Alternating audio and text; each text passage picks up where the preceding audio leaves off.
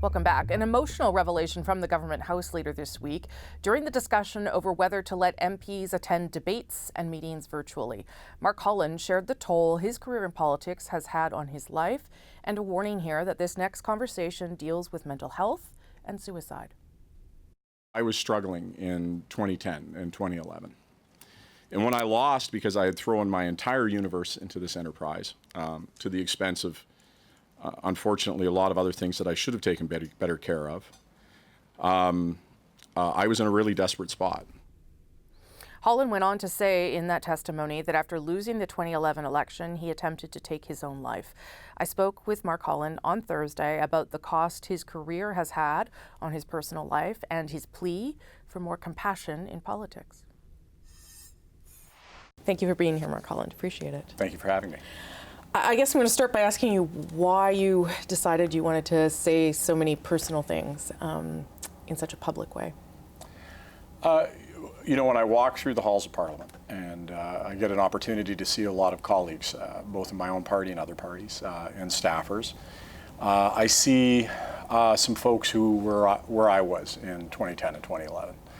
And, you know, I think that we're not having some conversations we need to have. I'm concerned about how toxic things have become in many ways, what members are having to hold, and that they're not having enough conversations about balancing those responsibilities. And you know, that's not just something that you see obviously in the halls of Parliament. There's things I see in my constituency. I think there's things we see coming out of the pandemic everywhere. And so, you know, I shared it hoping that that would be helpful to people in their own journey and feeling comfortable and coming out on their own stories and seeking help when I should have sought help. So obviously things got very bad if you tried to take your own life. Was it a culmination of things? Was it linked really to the election? When you think back about it now, how would you describe sort of what was going on with you? Yeah, I think I got lost in what I was doing. You know, it had been my passion my entire life. I wanted to do well at it. It can be a very, you know, like everybody has a challenging life. I think the thing that can be challenging in a public life is you don't want to disappoint your constituents, you don't want to disappoint your party, you don't want to disappoint, you know, the thing that drove you to run in the first place, which was, you know, that inexplicable feeling that you have inside of you that you have something to give, and so you want to do well. And so it doesn't take a lot of times of saying yes before things can get a little out of control. And I think, you know, I had given so much to it that on the other side, it had had a really bad impact on my relationships. You know, and I made a lot of mistakes, you know, to be honest. I look at, you know, being a father, and, you know, talking to my kids before I made the decision to talk about this, just about, you know, really directly to say sorry to them, that, you know, that I missed the ball, that I got too lost in my work and the importance of what I thought I was doing, and that they, you know, didn't have a dad who should have been there as much as I was. And so I think when I lost, there was a feeling that I didn't have the relationship that I should have with them at that moment in time, that my marriage was done, that you know, my life was really in a bad shape, and the purpose that I had, this thing that I had believed so much in, that was like this driving force, had hit a brick wall, and it was done. And you know, when I talked to people, they said, look, the Conservatives hate you, nobody's going to hire you, you know, you've,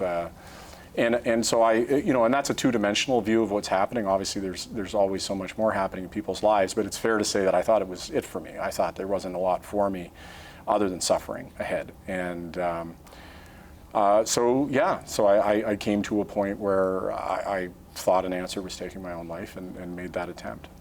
Wow. Can you believe that now, that you did that? When you think about where you are now and who you were then?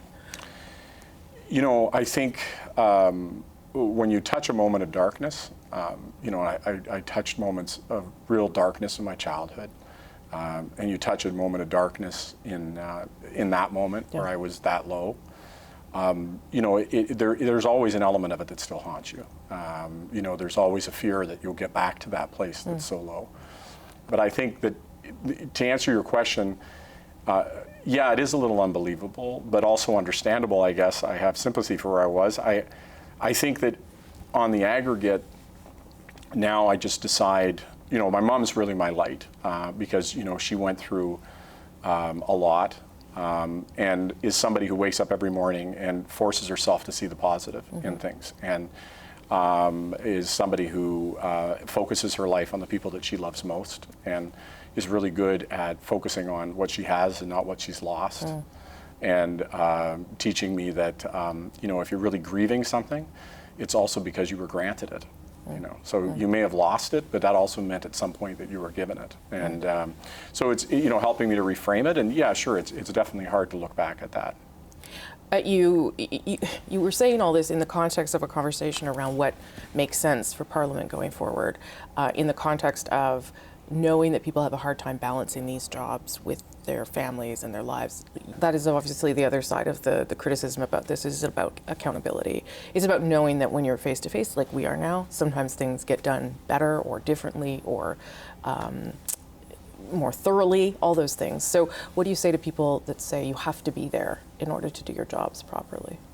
I think that you've seen over the last 2 months us being there. Yeah. That you've been able to see that balance of making sure that members are there. And I think it misses a really important point. That members want to be in Ottawa. Members, the people that I talk to can't wait to get to Ottawa, to be part of the debate, to be part of the discussion. They recognize that when they're away, they're not able to participate in the debate in the same kind of way. They can't advocate for their communities in the same kind of way. It isn't about not being present. It's about giving a little bit of flexibility and latitude. And what I would say is this, I used to be the head of the Heart and Stroke Foundation in Ontario.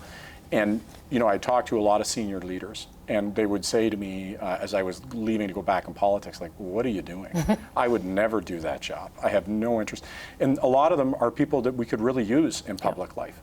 And if we're going to attract good leaders, if we're going to attract the future leaders that our country will need, even if you think nothing of our current Parliament and its composition, surely we all have to care about who's going to populate this place and how we attract them. And they have to be able to look at their families and say, yes, I'm taking on this big thing, but I'm going to be there for you, and I'm going to be able to meet my obligations. It's that important, do you think, the hybrid option, that you were willing to talk about all of that and say all that? I think it would really miss what I'm trying to say to think it's just about hybrid. Right. I think that there's something broken in our discourse.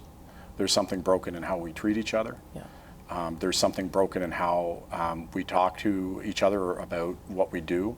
I mean, just as an example, when I pass people in the hallways and ask them about their weekend, remember, we've just committed to being a week away from our families, and I'm asking about the weekend they just had, and they tell, I was at 14 events, and I went and I did this, and I was, here, and I was there. I did that for the party. I did this for the for my community. I was at that opening. That's not sustainable, and we have still too much of a culture of that, where, you've got to post like a scoreboard on social media, everything that you did after you were just away from your family for an entire week. And so I think, we're not having the conversations we need to have about mental health. We're not having the conversations we need to have about work-life balance. Hybrid's a start, but it's only the start of a broader conversation, I think, about a lot of other topics. Well, thank you for this conversation and for being so candid. I appreciate it. Thank you, Rosie. Thank you. That was Government House Leader Mark Holland. If you or someone you know is struggling, there are resources available, including the Talk Suicide Canada hotline. The number is there on your screen. There's also a texting function you can use between 4 and midnight Eastern. We will be right back.